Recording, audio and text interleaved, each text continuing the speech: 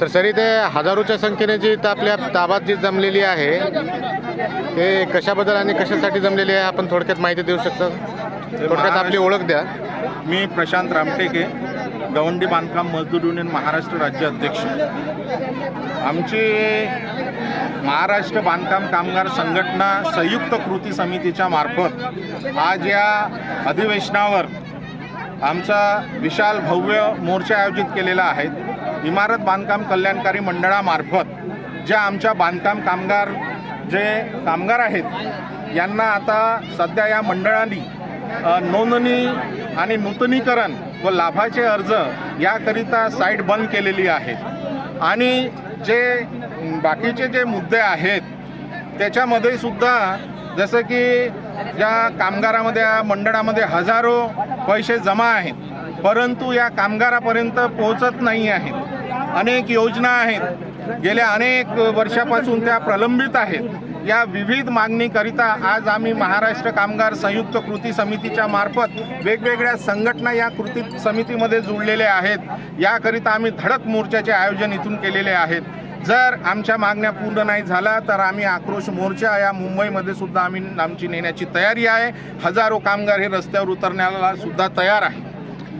आपली online portal जे होतं ते पूर्वी जसं होतं तसं चालू होतं का? परंतु आता हेतू परस्पर बंद करण्यात आलेला आहे. कोणत्याही कामगारांना अर्ज भरता येत नाही, त्याला सुविधा केंद्रामध्ये जावे लागते. सुविधा केंद्रामध्ये हे एका खाजगी कॉन्ट्रॅक्टदाराला याचा टेंडर दिलेला आहे व ज्या बांधकाम कामगार संघटना आहेत, ज्या कामगारासाठी हिताचे कार्य करतात त्याला डावलण्याचा या प्रयत्न आहेत.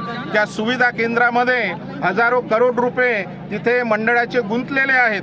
त्या एका खाजगी ठेकेदाराला हे मंडळ या योजनेचा एक कमीपणा पडला पाहिजे बा या कामगारांना, यांच्यापर्यंत पोहोचले नाही पाहिजे आणि जास्तीत जास्त या कामगाराच्या नोंदण्या नाही झाल्या पाहिजे, रिन्युअल नाही झाल्या पाहिजे. याला हे डावलण्याचे प्रयत्न करीत आहेत. सतत या कामगारावर अन्याय चालू आहे. याकरिता हजारो बांधकाम कामगार इथे जमलेले आहेत. संघटनेच्या माध्यमातून आमची भूमिका आहे.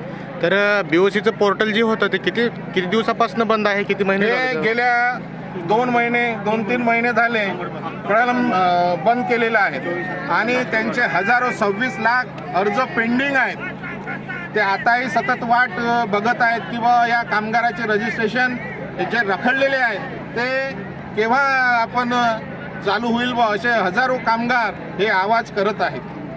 अच्छा, म्हणजे तुम्ही सर्व लोक आजपर्यंत पूर्ण अधिकाऱ्यांना बोलून, सहाय्यक आयुक्तांना वगैरे सर्वांना बोलून तुम्ही त्याला भेटलो, मुंबईमध्ये सचिवाला भेटलो, अप्पर कामगार आयुक्ताला भेटलो, तरी देखील याच्यामध्ये काही दखल घेण्यात आलेली नाही. काही दिवसापूर्वी असं कळालेलं होतं की आपण प्रधान सचिवांना सुद्धा भेटला होता. सिंगल मॅडम यांच्याकडून आपल्याला रिस्पॉन्स काय आला?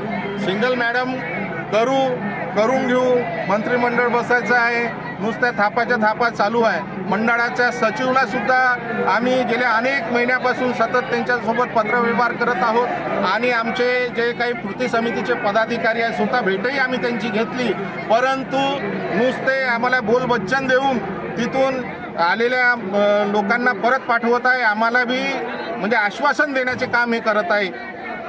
सर, संविधानिक स्वरूप म्हणून ओळखलं जाते की आपण ज्यावेळेस एखादी पत्रव्यवहार करतो त्यावेळेस पत्र व्यवहाराचंच उत्तर म्हणून पत्र आलं पाहिजे. तर तुम्हाला पत्र काही आलेलं आहे का वरून? नाही, कोणतंही पत्र आजपर्यंत तुम्ही आजवर जेवढ्या तक्रारी दिल्या त्या तक्रारीचं निवारण म्हणून काही पत्र वगैरे आपल्याशी चर्चा निवारण आलेलं, आपल्याला काही चर्चा करण्यासाठी काही बोलवणं वगैरे असं काही नाही? बोलू म्हणाले, परंतु अजूनपर्यंत त्याच्यावर काहीही निर्णय झालेला नाही.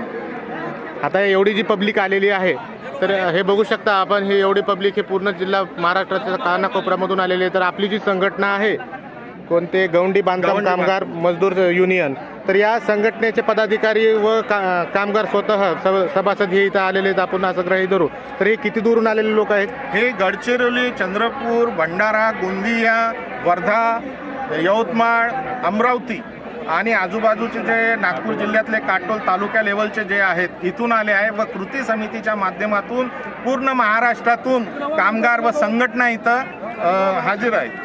धन्यवाद सर, आपण जेवढी माहिती दिली त्याबद्दल आणि असेच काम करत राहा. थँक्यू. थोडं थांबा